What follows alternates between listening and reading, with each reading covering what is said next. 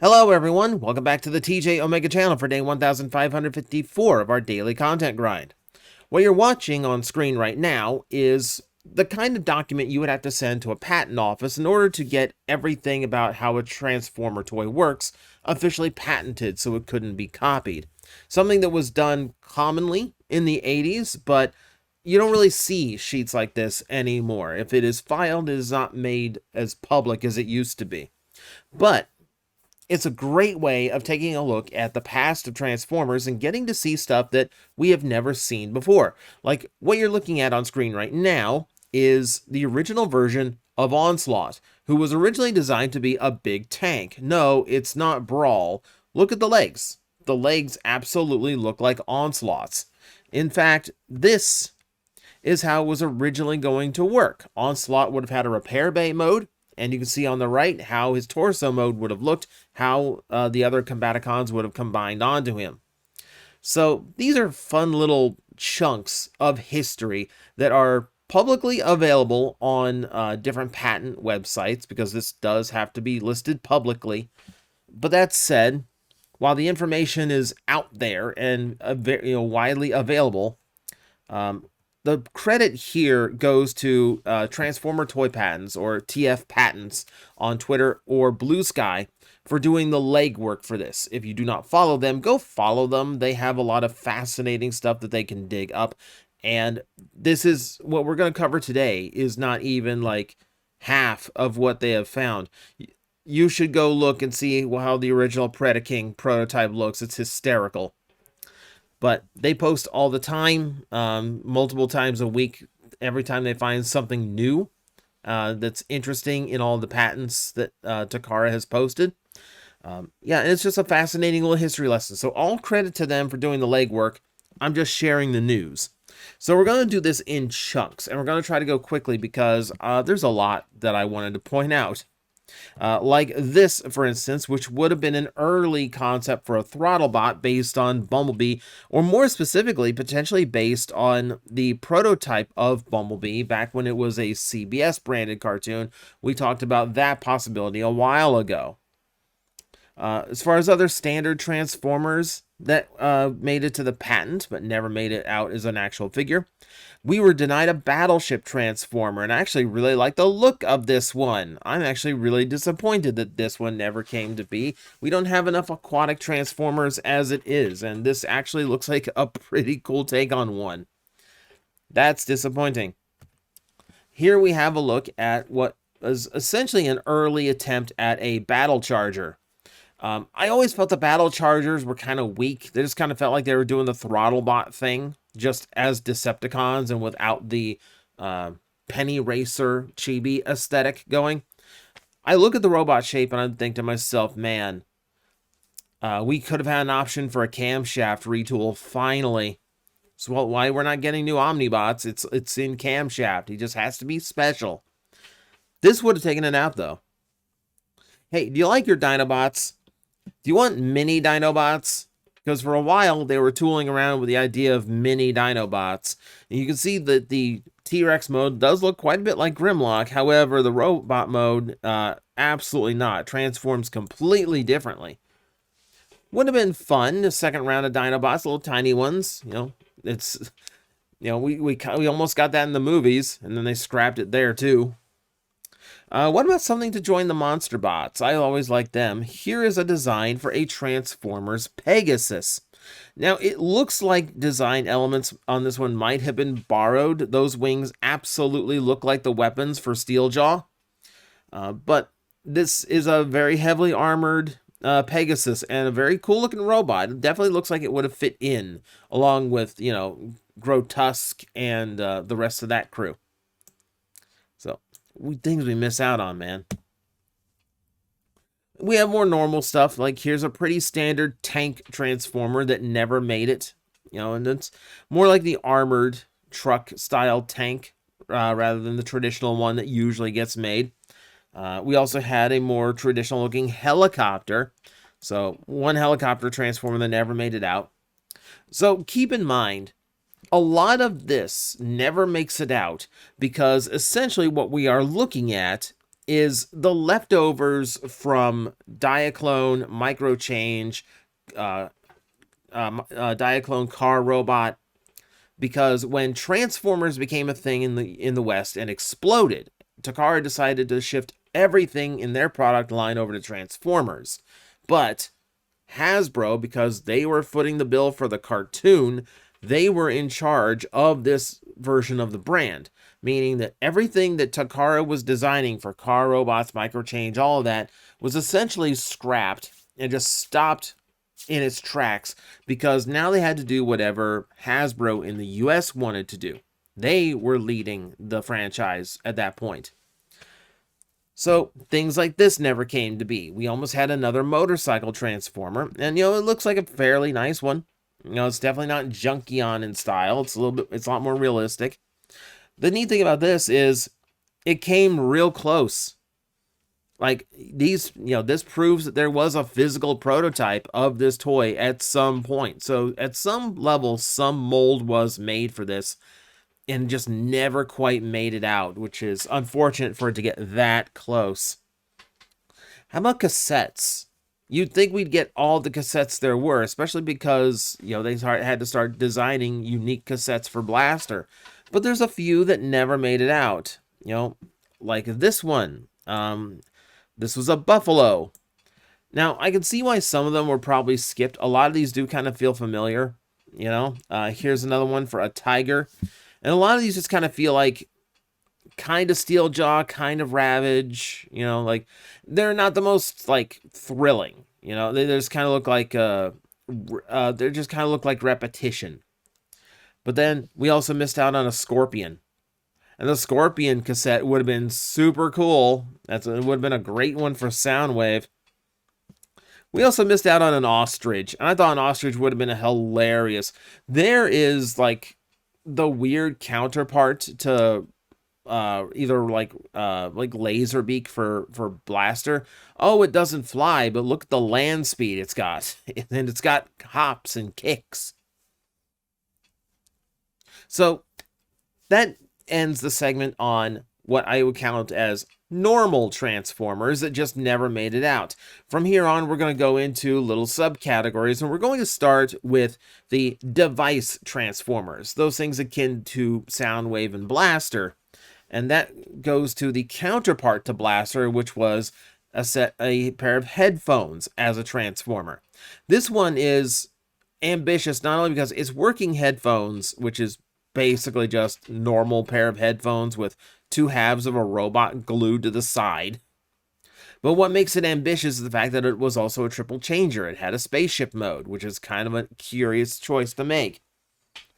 Never made it out, though. This one would have been a cool little pair-up for Blaster. It took all the way until a device label to get a music player transformer that also had like headphone cassettes, had headphone adapters. Now, let's go into some wearables. So, this little dragon transformer was going to be a bracelet.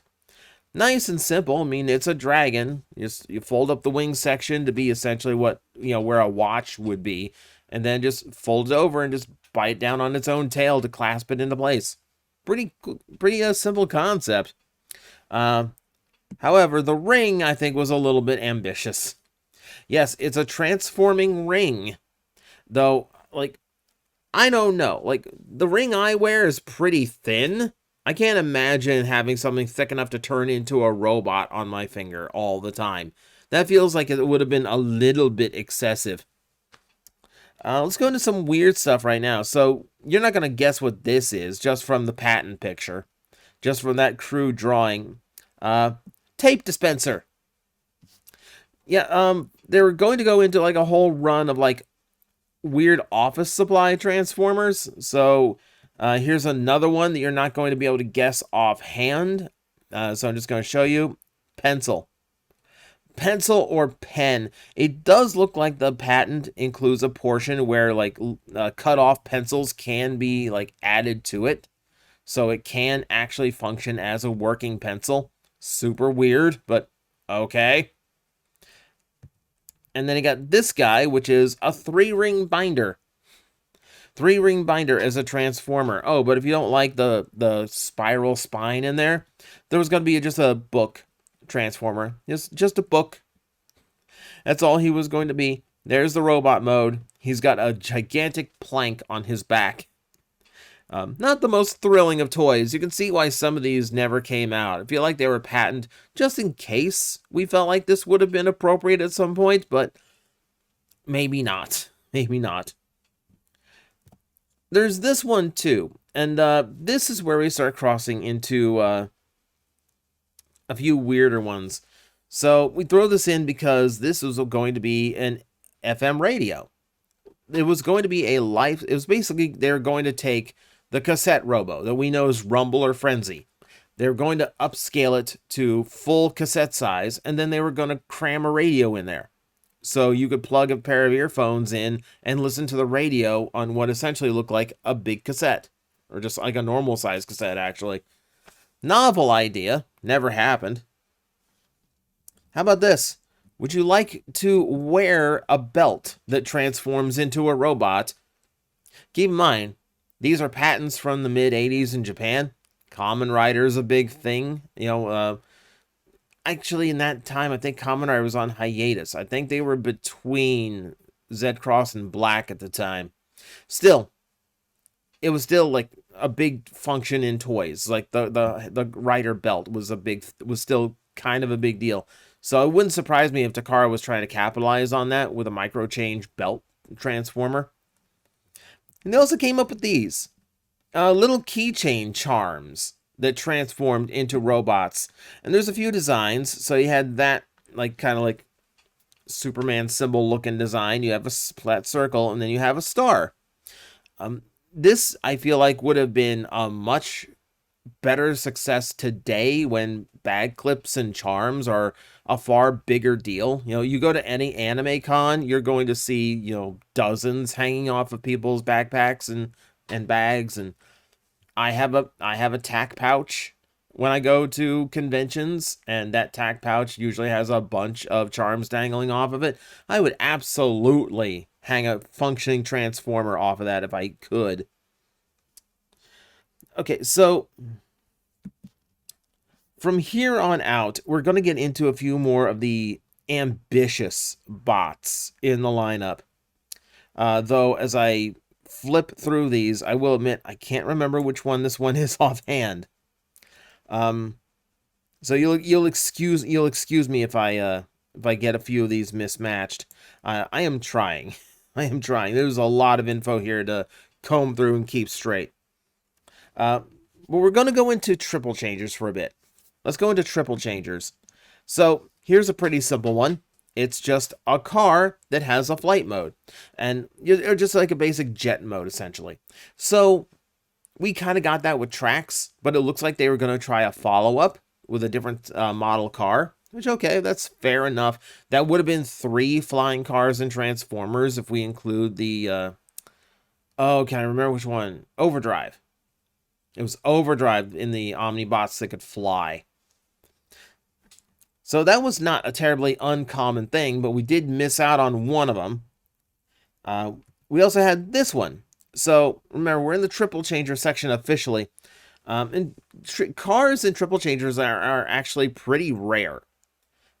You notice that, like, if you do get a car, it's usually like a big bulky one, like Springer's a big armored car, so he has enough bulk to turn into the helicopter. Or Sandstorm is a big bulky dune buggy. Like, you don't just have like a sports car as a triple changer, but they had planned on one.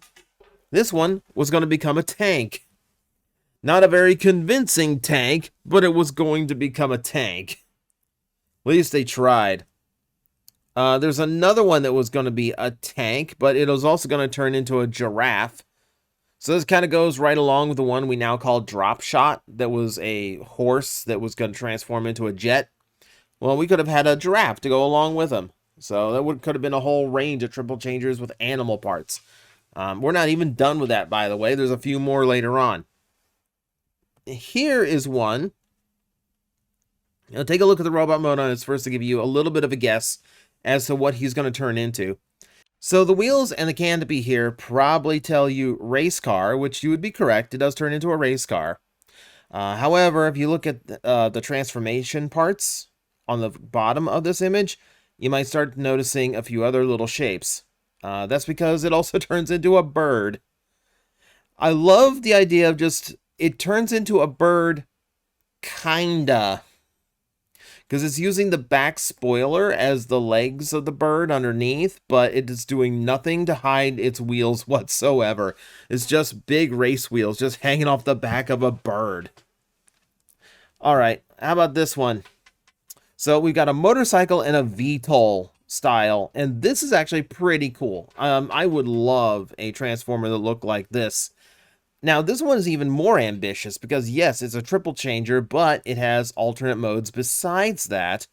The bicycle can flip its wheels to be a hover bike, or you can also set it up as kind of a gun emplacement. So it's like, you know, you're dealing with like a 5-changer, technically. You know, I'd be perfectly happy with a motorcycle and the VTOL. I think that itself looks cool enough. Oh, you want neat?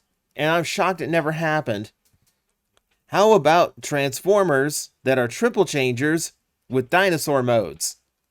So here we have like that, the same, God, I can never remember that vanette, that like micro van thing. It's not, no, vanette is, you know, vanettes, it's Ironhide. No, it's the city. It's the city, it's the, man, brain is blanking. The Skids transforms into. Looking like Skids in the robot mode. But there's a Brontosaurus mode tucked in there too. And we can also go to this one, where your common everyday sedan has a weird T-Rex mode, but a decent looking robot mode, all at the same time. I'm kind of shocked that triple changers like this didn't exist. Like, in general, triple changers that have both vehicle and beast are exceptionally rare in Transformers. Like Titans Return Alpha Trion's the only one I can remember offhand. There's like distinctly a vehicle, a beast, and a robot. Maybe a couple of Transmetals fit. But still. Okay, from here on out, we're going into the weird. Everything after this is incredibly ambitious stuff, and it's the weird of the weird. So, for instance, another laser gun transformer, okay? And that's already well and good enough. This one is also triple changer, so it acts as a little transition for us. And here we got the robot mode, as well as this, like, I don't know, weapon emplacement, flying cannon mode that it turns into. However, this is essentially what would have been the equivalent of an arm master, because it was designed for the arms to actually come off and transform into individual bots. And then new bots that were waiting in the wings could transform and swap into place. Now, this is a gimmick that probably would have only worked in the day where elbow joints were not really an expected thing on a transformer. But it's a neat little concept. You know, it's another one of those, like, Headmaster, Target Master, Power Master. Is another direction we could have gone, but we never did. How about this one? Here is a combiner robot made of 3 individual beasts. And yes, they very much look like 2 Ravages and a laser beak. We don't know if that is intentional or if that just is happenstance of the design, if that just made the concept easier to depict to have those as models. We don't know, but it's a fun idea. It's a funny idea. How about a transformer that can transform with an air pump? Just pump it up, works the gears, robot raises up, them trying to come up with some kind of gimmick, right?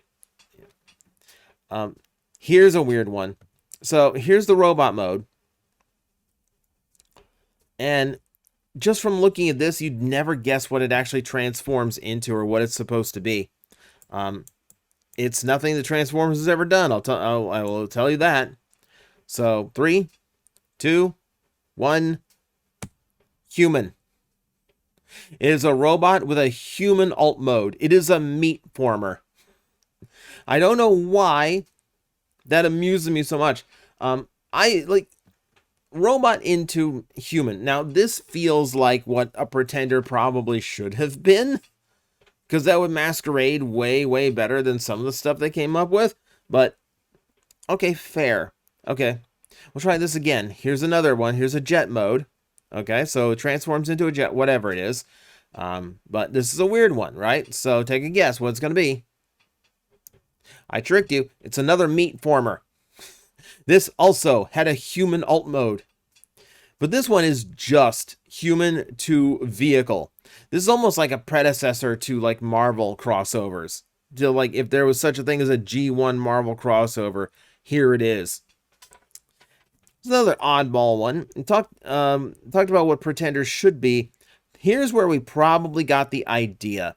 So what looks like a Microman figure fits inside of an exosuit. And in order to get the articulation through the arms are like this. And like the biceps, like on a GI, like where the biceps would be on the GI Joe would be would be like in line with the shoulder swivels. So you can have the arms open up and still get like lateral movement in the arms. But all closed up, it would still form a normal looking transformer that had a rudimentary functioning transformation. And if they had stuck to this, I think Pretenders would have been way, way cooler. You know, okay, so you just have this like core robot action figure inside something that transforms. And that feels like a lot more aligned with Transformers than what we did get with Pretenders, which was Space Marines with very crude Transformers inside. Speaking of Transformers inside Transformers, here's a pair. We got a big boy and a scrawny boy. Now, this one is a weird one to wrap your head around. So the idea is that both of them transform into cars. One normal, one very thin. But the smaller one has a pullback motor built in as its action gimmick. And then you can combine the two, like nesting doll style. So you can stick this thin transformer inside the thick transformer, you know, when they are both in vehicle mode, and that allows the large vehicle to use the pullback motor of the small vehicle. So there is incentive. Like with Pretenders, I feel like there is no incentive to putting the robot back inside the shell. Because then I just can't see, you know, because then I'm just like hiding the robot that I should have on display or be playing with. This gives you a little bit more incentive to actually interact with the gimmick. You know, maybe I want that to work. Maybe I want the big car to move forward. Here's another one that's really ambitious. We have one Transformer car that turns into its own robot. However, they also split in half. And the front half turns into this robot. And the back half turns into this robot.